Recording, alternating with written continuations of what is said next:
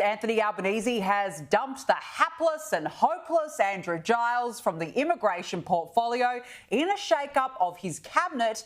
And without even a hint of irony, the PM announced the government's worst performing minister would now be responsible for, here it is, skills and training. And Giles' partner in ineptitude, Claire O'Neill, has been dumped from Home Affairs. In yet another instance of Albanese hilarity, the woman who gave visas to foreign-born yoga teachers but not to foreign-born tradies, well, she's now responsible for housing without any tradies.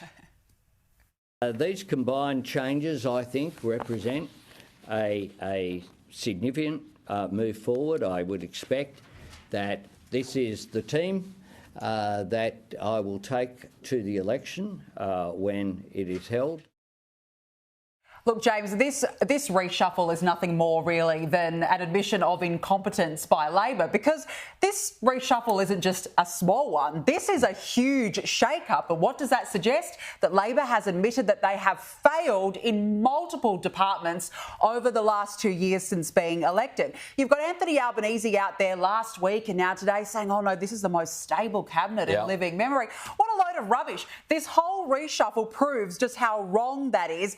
And the cabinet is so lacking in talent that they've had to put Tony Burke not only as Immigration Minister, but Home Affairs. And let me tell you this is not Tony Burke's first rodeo as Immigration Minister, because he was the Immigration Minister under Kevin Rudd back in 2013. Only for 1 month. And only for 1 month, but need I remind our viewers of the Rudd-Gillard-Rudd years and border security. It was an absolute disaster. Tony Burke was even quoted at the time as saying that offshore processing, and this was under the Howard era, that, quote, the last thing Australia should be doing is dumping people in Nauru. So we've just gone from Andrew Giles, who was sympathetic towards asylum seekers, representing them on the Tampa, to now Tony Burke, who's exactly the same. The people smugglers would go, Tone's back. He's back in business. The amazing thing about this reshuffle is that it only came after two cabinet ministers announced they would retire.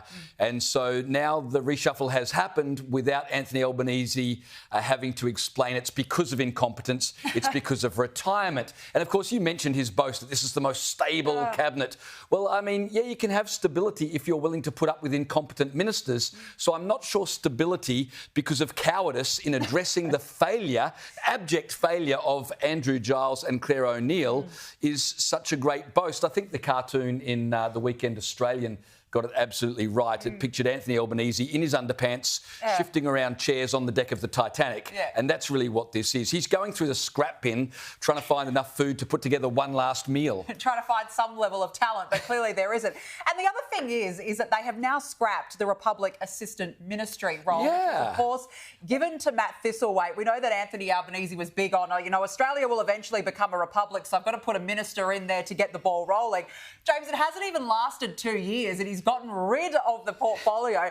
Matt Thistlethwaite was quoted back in February saying that it was not a priority at this point. So the question has to be asked, what a waste of time, money and resources having Matt Thistlethwaite sitting there in an air-conditioned office as the alleged Minister for the Republic, which has now been axed. I like the way you added the word alleged there. Alleged, he's done nothing. The fact is, I think, well, I had, and I think most of us had forgotten we even had a Minister for a Republic until we found out we no longer had a Minister for a Republic. You know, the other strange appointment today was, did you know we now have an envoy for social cohesion? No, he's drummed that one up overnight. Yeah, a Labor MP from Melbourne has been, they appointed about a month ago an envoy for anti-Semitism. No, they promised an envoy for Islamophobia. I'm not sure if that person's been appointed yet, but we now have an envoy for social cohesion. I'm not sure what that person is supposed to do, but there you go. Maybe Anthony Albanese could just stop being so divisive and just make some strong statements about what ought to happen. Absolutely. And, you know, an envoy. Absolutely. And look, this needs to be a complete policy reshift as well, James, when it comes to the area of Indigenous affairs. And we're going to get to this with Warren Mundine. But you've had Linda Burney in that position.